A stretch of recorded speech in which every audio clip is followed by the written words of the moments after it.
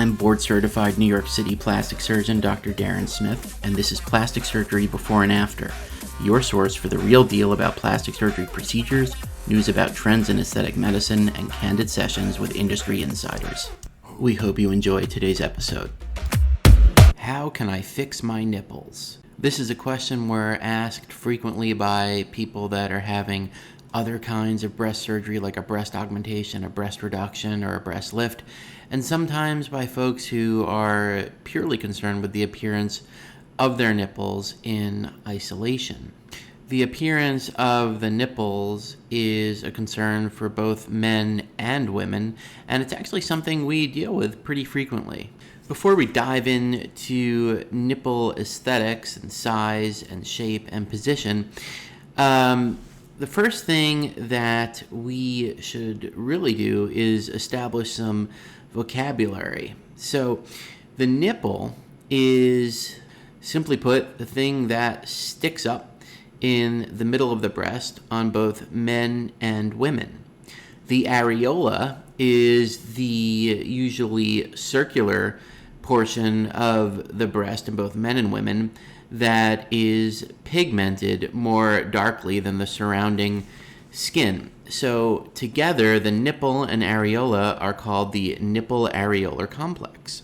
And there are specific concerns that both men and women have with the size, shape, and position of both their nipple and their areola. So let's go structure by structure. The nipple itself is fairly straightforward, and this is something that someone may feel is either too big in the sense that it projects or sticks out too far from the breast, or on the opposite end of the spectrum, that it is inverted, or that it actually recedes back into the breast rather than sticking out.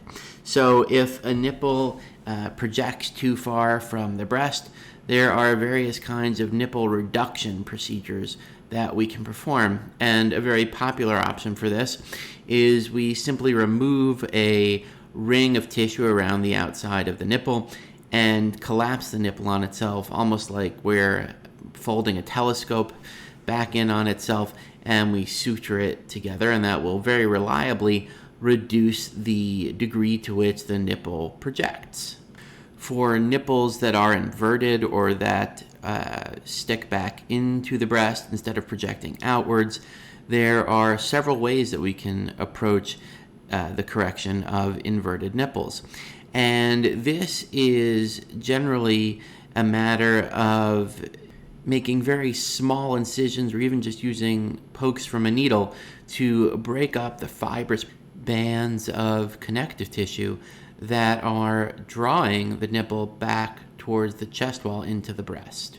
Often after these procedures, the nipple has to be suspended in its new everted position, either with sutures or even with a nipple piercing, so that it can heal in the proper position and doesn't contract again back into the breast mound. The results of this procedure aren't quite as reliable as those that we can see from nipple reduction procedures, and there is a certain amount of relapse that can occur and require secondary or revisional inverted nipple correction procedures.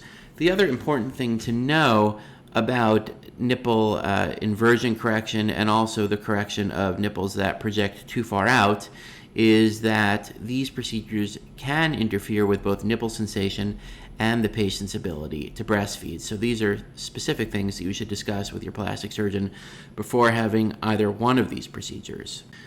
So moving on from the nipple to the areola, we can discuss both the size and position of the areola, as well as its shape. So essentially, the most common complaints about the areola are either that it is too large in relation to the rest of the breast, or that it is too low in relation to the rest of the breast. In some instances, usually after another surgical procedure like a breast reduction or a breast lift, the areola can have an irregular shape, and this is something that we also sometimes need to repair. Before we discuss the position of the areola, let's discuss issues having to do with its size. An areola can either just be large due to heredity, or sometimes it can become enlarged after pregnancy and breastfeeding. In any event, this is a relatively straightforward issue to correct, and the way that we do this is we will carefully design an excision of the outer rim of the areola to bring it to its desired shape and size, and then suture the border of the new areola to the surrounding skin. In some instances, usually in cases where we're performing a quite significant areolar reduction, we may use permanent sutures to ensure that the areola remains steady in its new size and shape, and spreading doesn't recur, since there will, by definition, be some tension on the repair, since we have removed the outer rim of the areola and the rest of the breast tissue is essentially tugging on it. Since in other breast procedures like a breast lift or a breast reduction, the areola is often moved on the breast mound, its shape can become irregular and less round, and this is addressed in essentially the same way as an areola that is too large. We use a template to design a very round contour of the areola, and then simply excise the portion of the areola that lies beyond this template, and then we suture the remaining areola to the surrounding breast tissue.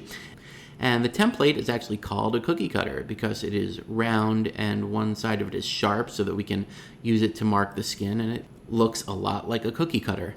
In terms of the position of the areola, this is something that we usually encounter in folks who are concerned about drooping of the breasts, or what we call breastosis, where it appears that the areola is too low on the breast mound and too low on the chest wall, such that the breast has a deflated or saggy appearance.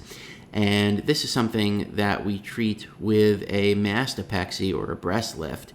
And there is an earlier episode you can listen to for details about how mastopexies and breast lifts are performed.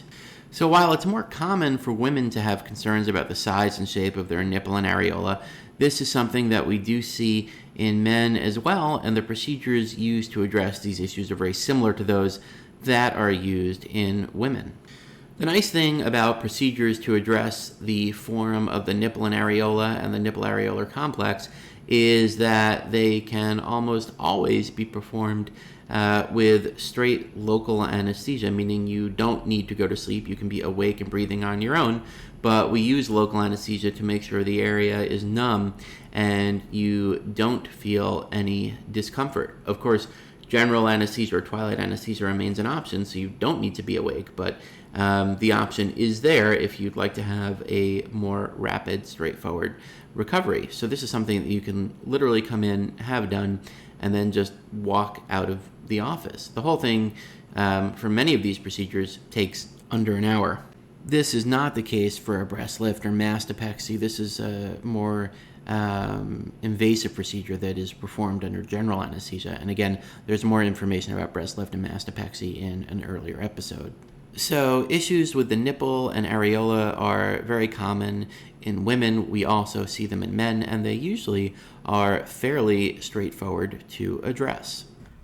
Thanks for listening, and don't forget to subscribe, share the show, and head over to DarrenSmithMD.com for more real-world plastic surgery talk.